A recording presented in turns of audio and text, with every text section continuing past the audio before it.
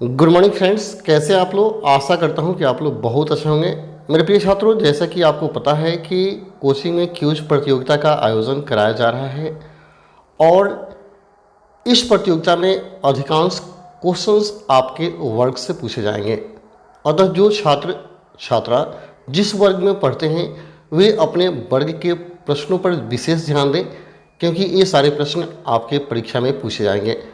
तो इसी के संबंध में आज मैं आपको क्लास 11th केमिस्ट्री से संबंधित कुछ महत्वपूर्ण प्रश्न बताऊंगा, जिसे आप ध्यान में रखेंगे, क्योंकि ये सारे प्रश्न परीक्षा में पूछे जा सकते हैं और यही पैटर्न होगा आपकी परीक्षा का। तो केमिस्ट्री से आज मात्र 15 प्रश्न बताऊंगा, फिर फिजिक्स से बताऊंगा। सारे प्रश्नों को प्रतिदिन देखते जाइए, आपकी तैयारी सुपर हो जाएगी।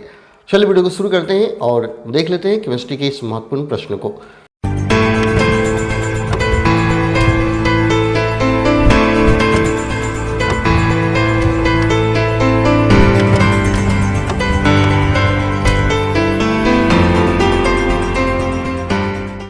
सबसे पहला प्रश्न है, लिथियम है।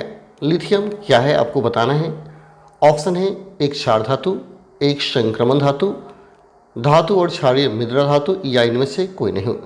तो आपका आंसर होगा कि लिथियम एक क्षार धातु है। लिथियम एक क्षार धातु है जो प्रथम वर्ग में आता है तथा एस ब्लॉक का तत्व है, याद रखेंगे। इसका परमाणु संख्या 3 होता है।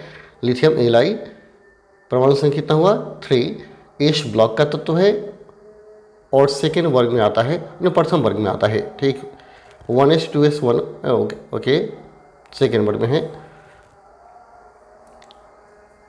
देखिए एस अगर लिथियम का आप इलेक्ट्रॉनिक बैलेंस निकालेंगे तो क्या आएगा 1s 1 आएगा और 1s 2 और 2s क्या आएगा 1 आएगा, यानी यह एस में जा रहा है, मतलब एस ब्लॉक का तत्व है। ठीक है, याद रखेंगे, ये सब काफ़ी काम आते हैं।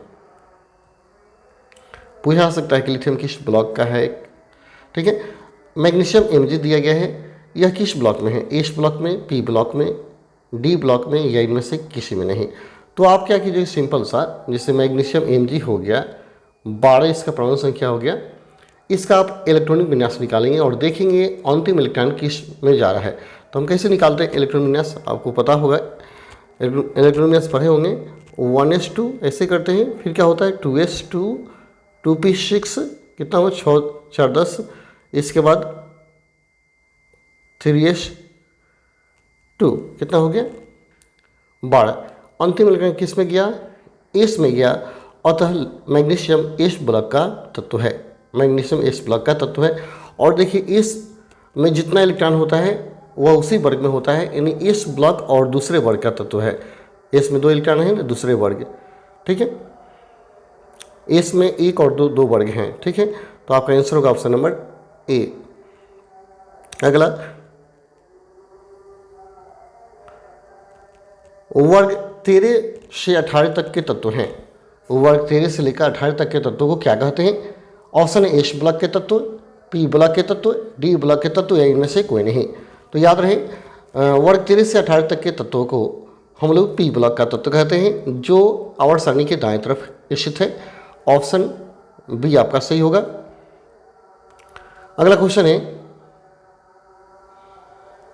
ऑक्सीकरण है, नहीं आपको बताना है ऑक्सीकरण में क्या होता है। ऑप्शन दिया है किसी स्पीशीज द्वारा इलेक्ट्रॉन का निष्कासन होता है, किसी स्पीशीज द्वारा इलेक्ट्रॉन की प्राप्ति होती है, दोनों होता है, इनमें से कोई नहीं। तो आप पढ़े होंगे कि ऑक्सीकरण तथा अवकरण 2 प्रकार की प्रक्रियाएं होती है। ऑक्सीकरण में कोई परमाणु इलेक्ट्रॉन को त्याग करता है, तो अवकरण में वही इलेक्ट्रॉन को ग्रहण करता है, यानी अवकरण में इलेक्ट्रॉन की प्राप्ति, ऑक्सीकरण में इलेक्ट्रॉन का निष्कासन, ह्रास होता है। तो ऑप्शन कौन सा सही हो जाएगा, ये सही होगा, इलेक्ट्रॉन का निष्कासन होता है। ठीक है, इस तरह आप दोनों समझ पाते हैं, ऑक्सीकरण अवकरण दोनों समझ आते हैं। ठीक है, और दोनों साथ साथ हो तो उसे रेडॉक्स बोलते हैं। इलेक्ट्रॉन का सापेक्ष द्रव्यमान आवेश क्या है, सापेक्ष आवेश बताना है, +1 -1 0, या इनमें से कोई नहीं। तो इलेक्ट्रॉन का सापेक्ष आवेश -1 होता है। ऑप्शन बी आपका सही होगा। अगला है, वर्ग 13 का प्रथम सदस्य कौन है। वर्ग 13 में सबसे प्रथम बार कौन आता है। तो यहाँ दिया है NO, B, या इनमें से कोई नहीं। नाइट्रोजन, ऑक्सीजन, बोरन B5, या इनमें से कोई नहीं। तो वर्ग 13 में सबसे प्रथम बोरन आता है B5, सेकेंड पे एल्युमिनियम होता है। अगला है H3BO3 है, यानी H3BO3 क्या है आपको बताना है। कार्नाइट है, बोरेक्स है, ऑर्थोबोरिक अम्ल है, या इनमें से कोई नहीं। H3BO3 क्या है? कार्नाइट, बोरेक्स, ऑर्थोबोरिक अम्ल, इनमें से कोई नहीं। तो याद रहे H3BO3 ऑर्थोबोरिक अम्ल है, ऑप्शन सी आपका सही होगा। अगला है एल्कोहल का IUPAC नाम क्या होता है?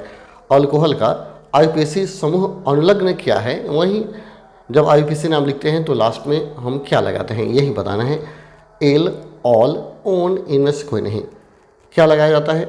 तो आप जब समूह पढ़े होंगे तो पता होगा कि जब भी हम अल्कोहल के किसी भी सदस्य का नाम लिखते हैं तो ऑल जोड़ते हैं। ऑल, जैसे मेथेनॉल, एथेनॉल, प्रोपेनॉल, तो ऑप्शन कौन सही होगा? बी सही होगा, ऑल। ठीक है।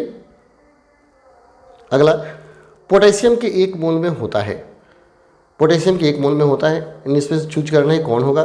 तो मैं आपको बता दूं, कोई भी परमाणु पूछे, पोटेशियम क्यों नहीं पूछे, वो कार्बन पूछे, ऑक्सीजन पूछे, नाइट्रोजन पूछे, कुछ भी पूछ दे, कहता है एक मोल में कितना परमाणु होता है, तो याद रहे कोई भी तत्व हो उसके एक मोल में हमेशा परमाणु संख्या समान होती है, जो एवोगाड्रो संख्या के बराबर होती है, 6.022 × 10⁻23, जो कि ऑप्शन नंबर सी में दिया गया है। यह किसी की भी परमाणु के एक मोल में इतना ही परमाणु पाए जाते हैं, ये कभी चेंज होने वाला नहीं है। तो आपका आंसर हमेशा सी होगा। ठीक है। अगला, H2O का मोलर द्रव्यमान, H2 माने क्या हो गया? जल, पानी। पानी का मोलर यानी एक मोल पानी का द्रव्यमान कितना होता है? कितना होता है? तो आप ऐसे निकालेंगे, जैसे H2O हो गया, H2O जल हो गया, उसमें H का द्रव्यमान संख्या 1 होता है, तो 1 गुना क्या हो जाएगा? 2। आप प्लस ऑक्सीजन का 16 होता है, तो 2 + 16 कितना होगा? 18 हो जाएगा, यानी आपका आंसर होगा 18। ऑप्शन कौन सही होगा? ए, H2O का मोलर द्रव्यमान 18 होता है, ऑप्शन ए सही हो जाएगा। अगला, प्रोटॉन के विचलन के लिए किस अम्ल के सोडियम लवण की आवश्यकता होती है? प्रोटॉन के विचलन के लिए किस अम्ल के सोडियम लवण की आवश्यकता होती है? ऑप्शन है प्रोपेनोइक अम्ल, ब्यूटेनोइक अम्ल, एथेनोइक अम्ल, या इनमें से कोई नहीं। क्वेश्चन फिर से सुनिए, प्रोपेन के विचलन के लिए किस अम्ल के सोडियम लवण की आवश्यकता होती है? तो याद रहे प्रोपेन के विचलन के लिए ब्यूटेनोइक अम्ल की आवश्यकता होती है, ब्यूटेनोइक अम्ल। ऑप्शन कौन सही होगा? ब्यूटेनोइक अम्ल। अगला, प्रोपेन का ओजोनीय अपघटन देता है, प्रोपेन का ओजोनीय अपघटन क्या देता है? ऑप्शन है प्रोपेन टू ओन, एथेनॉल एवं मेथेनॉल, इनमें से कोई नहीं। तो याद रहे जो प्रोपीन है, अगर प्रोपीन का यदि हम ओजोनीय अपघटन करते हैं तो एथेनॉल तथा मेथेनॉल प्राप्त होता है, ऑप्शन बी सही होगा, एथेनॉल, मेथेनॉल। अगला, प्रदूषक सूक्ष्मजीव का स्रोत कौन है? प्रदूषक सूक्ष्मजीव का स्रोत कौन है? ऑप्शन है उद्योग तथा रसायन कारखाना, दूसरा है औद्योगिक कारखाना, तीसरा है घरेलू सीवरेज, चौथा इनमें से कोई नहीं। तो प्रदूषक या सूक्ष्मजीव का स्रोत घरेलू सीवरेज होता है, ऑप्शन सी आपका सही होगा। ठीक है। अगला क्वेश्चन दिया है, कणीय प्रदूषक धूल उपस्थित होते हैं, कणीय प्रदूषक धूल उपस्थित होते हैं, ऑप्शन है क्षोभ मंडल में, समताप मंडल में, दोनों में ही, इनमें से कोई नहीं। कणीय प्रदूषक धूल उपस्थित होते हैं क्षोभ मंडल में, समताप मंडल में, दोनों में ही, किसी में नहीं। तो याद है जो कणीय प्रदूषक जो हैं वो उपस्थित होते हैं क्षोभ मंडल में, ऑप्शन ए आपका सही होगा, क्षोभ मंडल में। ठीक है। अगला है, लिथियम Li3 का वर्ग है, लिथियम किस वर्ग में है ये बताना है, 1, 2, 0, इनमें से कोई नहीं। तो लिथियम का जब परमाणु संख्या क्या होता है? 3 होता है, लिथियम Li3, इलेक्ट्रॉन 1s2 और 2s1। ठीक है। अब बोलिए अब किस वर्ग में होगा? तो यह लास्ट में कितना इलेक्ट्रॉन आया है? 1 आया है, अतः 1 वर्ग का तत्व होगा, प्रथम वर्ग का तत्व होगा लिथियम, ऑप्शन ए सही हो जाएगा आपका। ठीक है। तो आप क्या करेंगे, इतने सारे प्रश्नों को अच्छे से याद कीजिए, फिर मैं आपको शाम के एक और वीडियो दूंगा जिसमें कुछ प्रश्न होंगे, इन सारे प्रश्नों को आप याद करते जाएं, आपकी परीक्षा के लिए अत्यंत महत्वपूर्ण होंगे। चलिए फिर मिलते हैं अगले वीडियो में, तब तक के लिए धन्यवाद। जय हिंद, जय भारत, जय प्रज्ञा।